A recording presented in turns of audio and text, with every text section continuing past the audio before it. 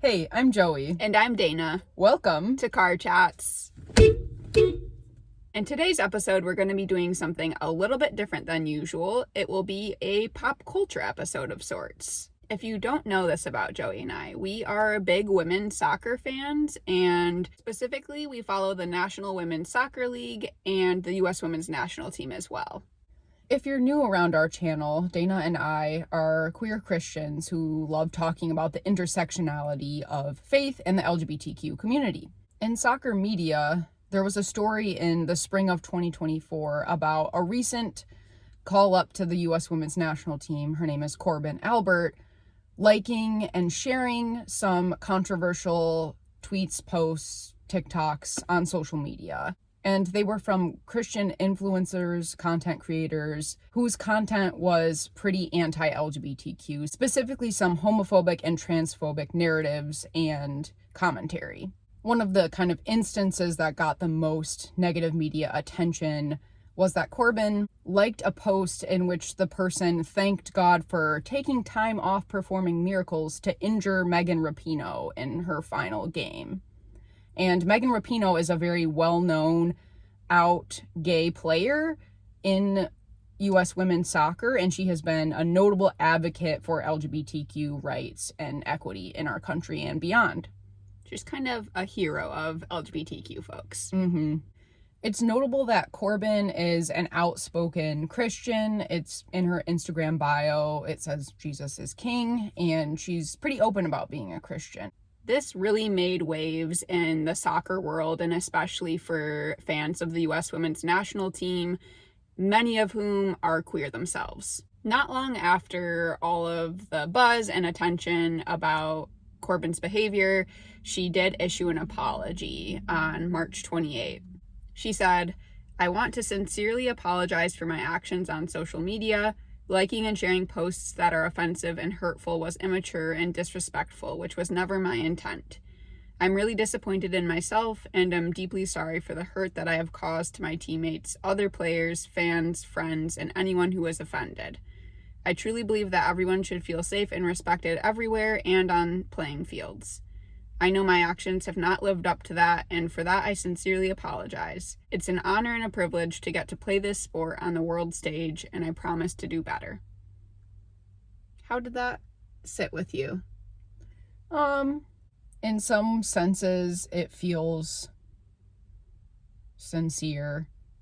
It also, I don't love the language of anyone who was offended. I don't think that is good apology language. I think that we need to take people's hurt seriously, and it's not about being offended. It's about causing real harm and the bigger consequences of those narratives, which we'll get into later. What did you think? I also immediately noticed that language of anyone who was offended, rather than just saying that was offensive language. It's like putting a qualifier in there of like, it didn't need to be offensive, but some people were bothered offended by it. Yeah. Oops. Also, I understand when people say it wasn't my intent, and like, I believe that can be true. However, that doesn't minimize their actions, and I think they think it should. Yes, right. Like, that's a free pass by saying like, but I need you to know that like that wasn't my intention. And it's like, okay, but the impact was real nonetheless. And so even if you're going to say that wasn't my intention, but I know and see that the impact was really negative, that would have been better. If you're going to say it's not your intent, it feels like you need to acknowledge intent versus impact, and that, you know, even though it wasn't your intent, the impact was terrible. While we were aware of and disappointed by Corbin's actions, what really caught our attention was when Reink issued a response in a video. Reink is a company that was founded in 2019 by 4 U.S. Women's National Team players or former players, including Tobin and Kristen, who now run sort of the media portion of the organization, and they have a show called The Reink Show where they talk about soccer from their inside perspectives. On June 20, Kristen and Tobin released an episode of the recap show where they talked about Corbin's actions and her apology. We have linked that episode of the recap show below, so make sure you you check it out, give it a watch, and I've put the timestamp so you know what portion of the episode they talk about the Corbin Albert situation. Tobin and Kristen are also a queer couple, so that helps to offer a valuable perspective on this situation. Kristen and Tobin have not played on the national team for the past year or two, but they were both leaders on the national team at the height of its success. While they're both incredible soccer players, they're also very well known and appreciated for their leadership off of the field. Yeah, it was very clear in the recap show that that's something that Kristen absolutely loved about being on the U.S. women's national team, was having the ability to step into difficult conversations and help lead people through them, which was really cool to hear. The U.S. women's national team has been known to be at the forefront of social equity movements, not only having those conversations internally as a team, but also being agents of change. That includes LGBTQ inclusion and rights, racial justice activism, as well as the fight for equal pay for women in sports. We especially connected with Tobins Commentary about Corbin's actions. Tobin shared that she was part of a group on the women's national team that did Bible study and prayed before every game, and basically shared that it was the first place in her life that she felt safe as a queer Christian.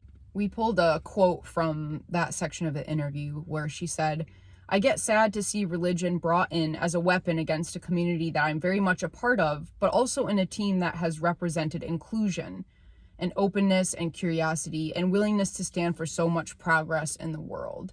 The main emotional word she used was sad.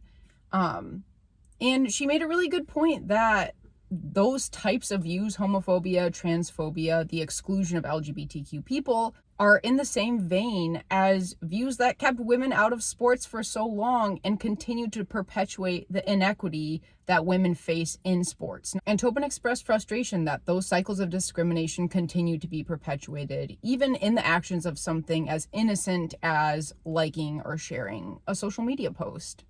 Yeah, I thought it was sad that it can just take one new player on the national team to come in and sort of botch everything that it feels like the U.S. women's national team has stood for and pushed for. It had a big impact, maybe much more than it seems it should as a seemingly small action, but it really feeds into a bigger narrative of anti-LGBTQ sentiment in our country currently and around the world. Kristen talks about how the team that she and Tobin were on worked so hard to get to the space they were in and to establish the values that they had as a team. The team had worked really hard to have difficult conversations about racial equity and LGBTQ inclusion and advocacy. And I think it feels especially threatening and sad to see how the actions of one player can undermine a lot of the work that has been done. And they acknowledged that it's work that needs to continue over time. And so when kind of the foundation seemed to be shaking, that's when you really need the team to come together. And even U.S. Soccer, because as they stated, those actions were against U.S. Soccer's code of conduct. So what consequences come into effect then that will help maintain those values, both individually, interpersonally on the team, and for U.S. Soccer on more of a systemic level as well. Kristen shared about a philosophy that Reink uses amongst its membership called Oops, Ouch, Educate. So basically, someone being brave enough to own up to, I've done an action that's harmed someone, right? I'm oopsed. And also then ouch, someone being vulnerable and brave to share, hey, what you did hurt me. In this way, this is why, and then educate, right? So the team being able to theoretically come around Corbin and be like, hey, you might not know why sharing transphobic and homophobic content is so painful and has broader implications, but let's educate you. Let's teach you some things about how transphobia and homophobia operate in the world and why those types of posts and that kind of content increase the chances of LGBTQ people being discriminated against or being oppressed, all those sorts of things. Now we're just going to share a few of our own reflections about the whole situation and Tobin and Kristen's take on it.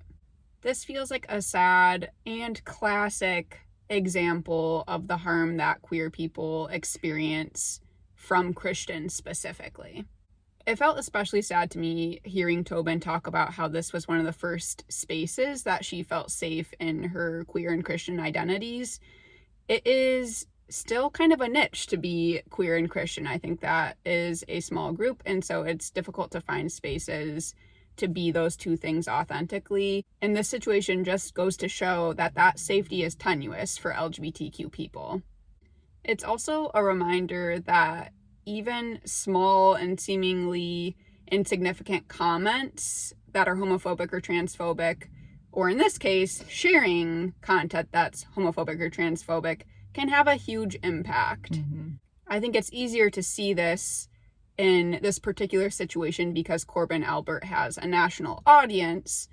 However, I think we see this on smaller scales too, like a pastor who says something homophobic or transphobic. I also felt really sad about the way this demonstrates that young Christians are coming of age with internalized homophobia and transphobia that is coming directly from their Christian faith, which is very sad to me. It feels discouraging that, you know, even if Corbin had known, like, those things were like a little bit mean, I shouldn't have shared them just because they were rude, she felt comfortable liking and sharing those things that had specifically anti-LGBTQ sentiments or outright commentary. And as a Christian, that should be concerning. We should not be targeting specific groups with discriminatory or demonizing language. That is very sad to see. It's also quite puzzling because Corbin Albert plays soccer, and women's soccer is known to be especially queer. Mm-hmm. So if she is comfortable sharing that kind of content when she knows and plays with lots of queer folks, that's saying something. Yeah. And I worry about these types of situations being twisted by conservative Christians to say, oh, Corbin's being censored. Oh, Corbin's a persecuted Christian who can't even speak her mind. When we know the truth and the data backs up that anti-LGBTQ sentiment, content, expressed thought contributes to a larger society and environment that is anti-LGBTQ in its actions, which means discrimination, oppression, harassment of LGBTQ people. Whereas Christians are very safe and the majority and valued in this society. And I worry about the twisting of this narrative to put Corbin in a persecuted Christian light while not acknowledging the very, very real harm that LGBTQ people are facing at the hands of Christians and Christian ideology.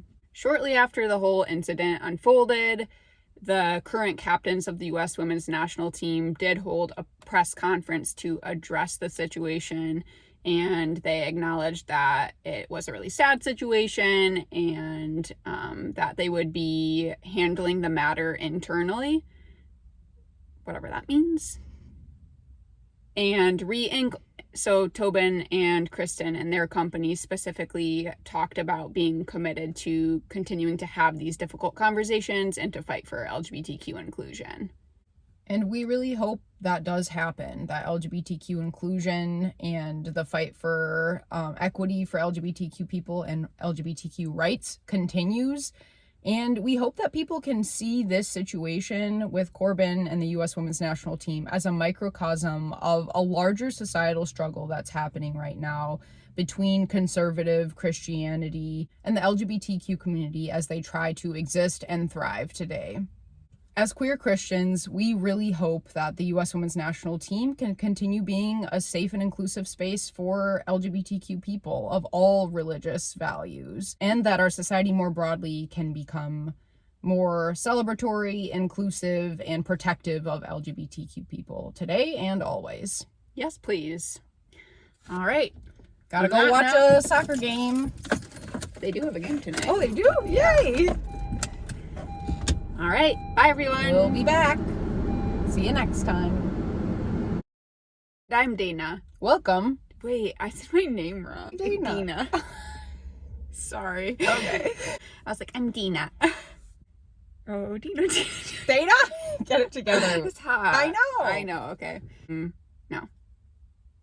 What am I saying? An internal philosophy.